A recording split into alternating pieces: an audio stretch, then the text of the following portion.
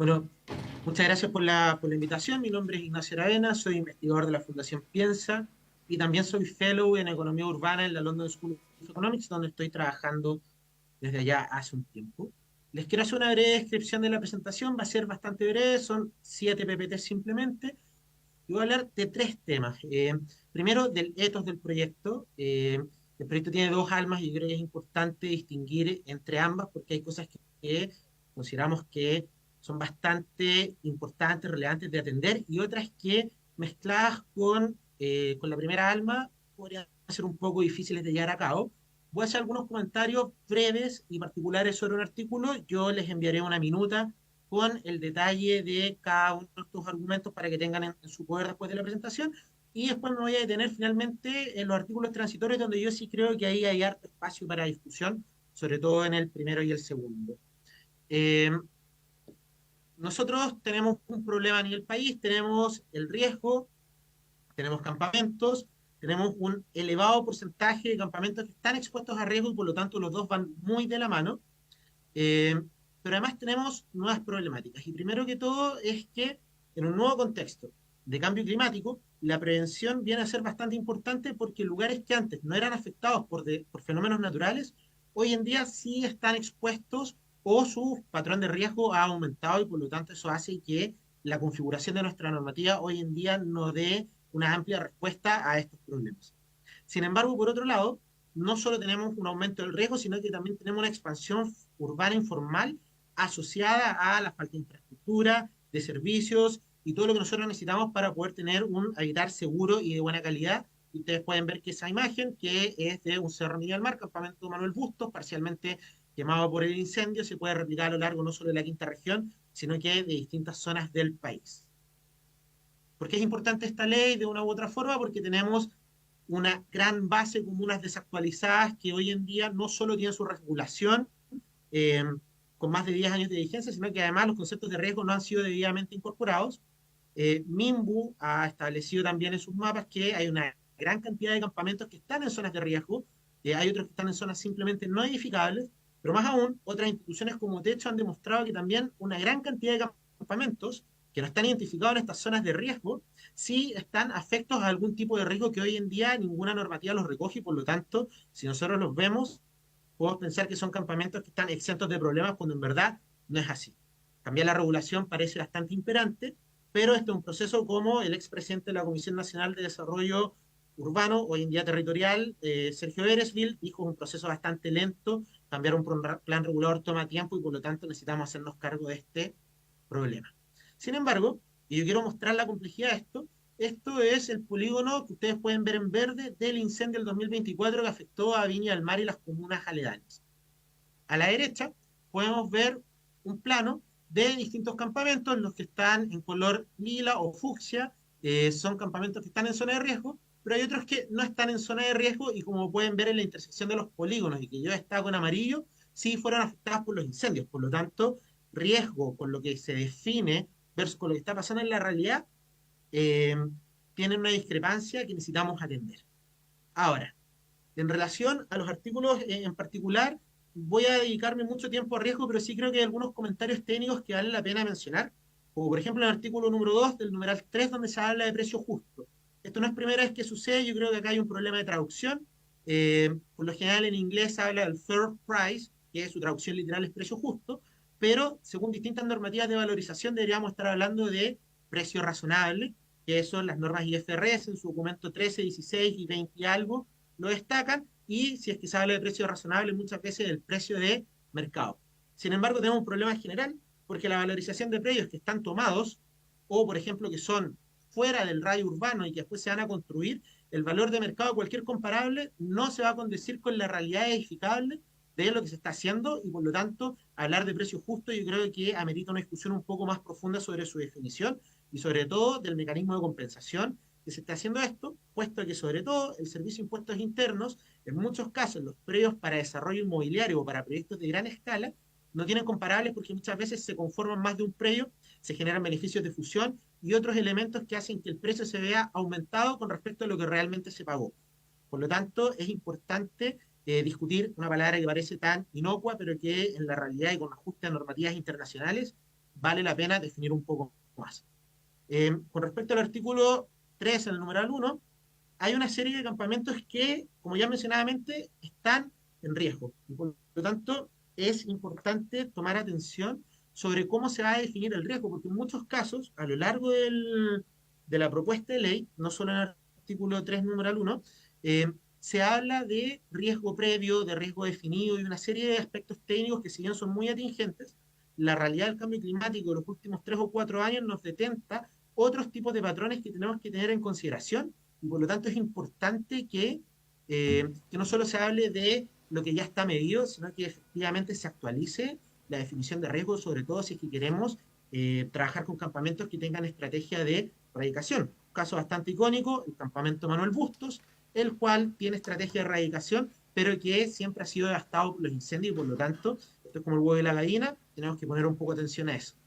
Otra cosa, en el numeral 2, en la letra A, se habla que aquellos que pasen cierto periodo pueden pedir una prórroga solo con recursos públicos y yo creo que esto es bastante peligroso porque muchos proyectos que son asociados a clases medias, incluso fuera del radio urbano, muchas veces se hacen a través de inversiones privadas que después se canjean los subsidios habitacionales. Por lo tanto, a hablar solo de inversiones públicas, si bien atienda a los campamentos y a las familias de más bajos recursos, podrían haber situaciones en las que, si bien se está trabajando con subsidios habitacionales, estemos dejando fuera las clases medias y soluciones que podrían ser, por ejemplo, a través de subsidios de integración, como el DS-19, que se hace principalmente a través de mecanismos de inversión privada y no de inversión pública. Con respecto al artículo número 3, en distintos numerales y artículos, se habla del decreto ley 2695, donde básicamente se hablan de los mecanismos de compensación cuando tenemos que un predio fue tomado, después fue regularizado y había un dueño previamente. Yo creo que acá, si bien la intención es bastante noble, hay muchos escenarios donde esto podría haberse truncado principalmente por asimetrías de información. Si es que el dueño de un predio tiene un terreno desde hace mucho tiempo, ya no le hace seguimiento porque no puede hacer mucho más, se regulariza y después puede tratar de reclamar, pero ya fue hecha la regularización. O si es que esto se va regularizando por diversos microlotes dentro de un conjunto completo, probablemente lo que diga la escritura versus lo que esté regularizado no necesariamente se va a condecir y por lo tanto también podría generar problemas dentro del mismo lote. O en un caso un poco más extremo, porque también me ha tocado ver, qué sucede si es que tenemos el dueño de un proyecto de un terreno, perdón, que le tomaron el terreno 100 familias. ¿Va a tener que reclamarle a esas 100 familias? Probablemente no.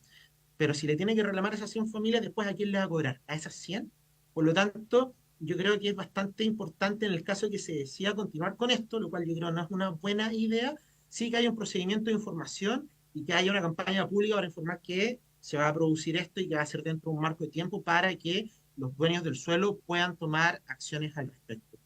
El artículo 4 habla de cambios normativos para la beneficiación de viviendas sociales, pero hay algunos temas que nosotros podemos entender, por ejemplo, que se permita construir más viviendas sociales, pero ¿qué sucede con la extensión urbana y los cambios de suelo? Si ese fuese el caso, estaríamos privilegiando el desarrollo de viviendas sociales fuera del radio urbano, lo cual contraviene la Política Nacional de Desarrollo Urbano, pero además estaríamos generando asimetrías entre el mercado de las viviendas sociales y el mercado privado, que es donde muchas de las familias de la clase media hoy en día están tratando de acceder a una vivienda. Por lo tanto, habría que definir bastante bien qué se entiende por beneficios normativos, si es que hablamos solo de lo tradicional como constructibilidad, alturas, uso de suelo en porcentaje, versus cambiar el uso del suelo actual, si es que se puede extender el radio urbano,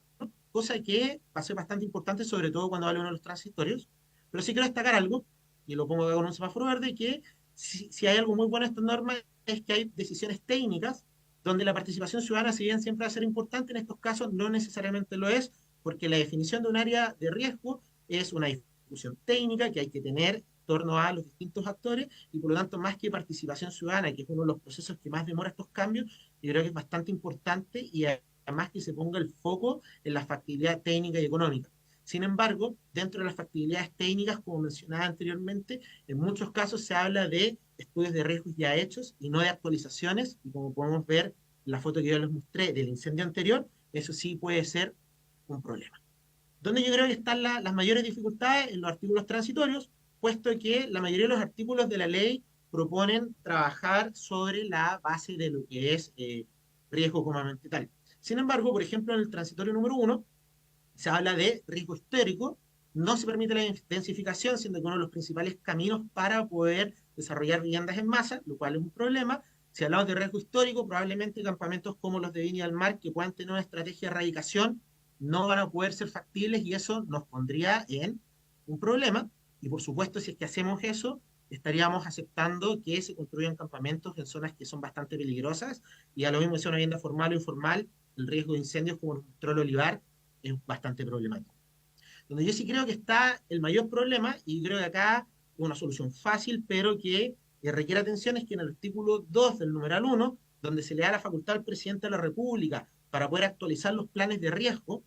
con estudios correspondientes, lo cual yo creo que es bastante importante, en el mismo párrafo se hace alusión a los artículos 184 y 185 de la Ley General de Urbanismo y Construcción, que tiene que ver con efectivamente con incentivos para el desarrollo de viviendas sociales. Por lo tanto, en el mismo párrafo estamos hablando de estos dos objetos que tienen que ver con la erradicación de campamentos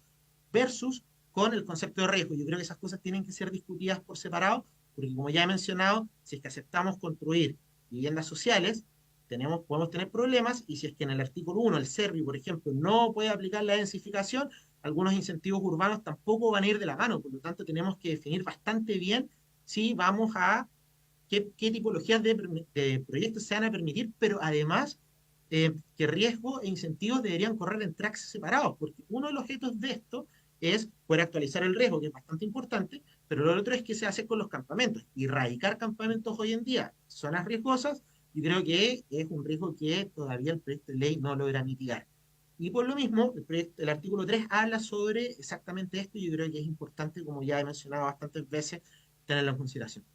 Por eso, como comentarios finales, yo creo que les voy a enviar una minuto con el detalle, la explicación y la alusión a cada uno de los artículos que mencionan algunas partes, pero yo creo que es importante separar las dos almas del proyecto. Hay artículos de riesgo que son bastante importantes, que necesitan la actualización, que necesitan un trabajo, pero hay otros sobre campamentos que, si es que no actualizamos primero el riesgo y se aplican los transitorios para poder radicar algunos, podríamos estar poniendo en riesgo a las personas. Y es por eso que yo quiero destacar que la mayoría de los transitorios, a diferencia de los artículos a legislar, hablan mucho de viviendas sociales y probablemente tienen que ver con el mandato del plan de emergencia habitacional. Por supuesto, es algo que hay que seguir avanzando, pero yo creo que hacer esto fuera de las zonas urbanas, en zonas que por sí son segregadas o que proponen un riesgo, ameritan una discusión que va en un track separado a los conceptos de riesgo, que es lo que sale en las primeras 20 páginas del comparado, y por lo tanto amerita una discusión aparte. Con eso concluyo mi presentación, quise ser lo más breve posible, eh, y por supuesto cualquier duda que tengan, estoy acá para escucharlos y a vuestra disposición. Muchas gracias, señor Aravena, investigador de Fundación Piensa, por sus aportes importantes, ¿no es cierto?, a este proyecto de ley que modifica cuerpos legales con el objeto de atender fenómenos urbanos. Le damos la palabra al Ejecutivo, a don Vicente Burgos, para que pueda hacer algunas opiniones respecto a estos planteamientos.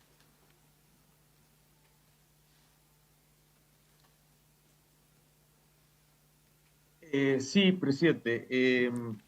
La verdad es que nosotros tuvimos la oportunidad de escuchar a don Ignacio en la Cámara de Diputados, y veo que acá hay algunos matices respecto a lo que presentó originalmente. Eh, la verdad es que nosotros no tenemos intención, la verdad, de consolidar el campamento en zonas de riesgo. En el fondo, yo creo que aquí se están mezclando dos asuntos. Uno tiene que ver con la erradicación, que evidentemente no puede suceder, que así lo dice el artículo, en área de riesgo, y otra cuestión tiene que ver con actualizar los riesgos.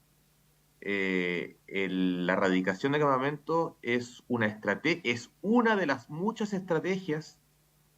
que puede emplear un campamento para resolver su situación de informabilidad, pero que de alguna forma no se sujetan a la establecida en este artículo. Al mismo tiempo, presidente, por su intermedio, también señalaría que efectivamente, bueno, coincidimos también con lo importante que es asumir el riesgo, pero que finalmente lo que se requiere en este proyecto es establecer una serie de herramientas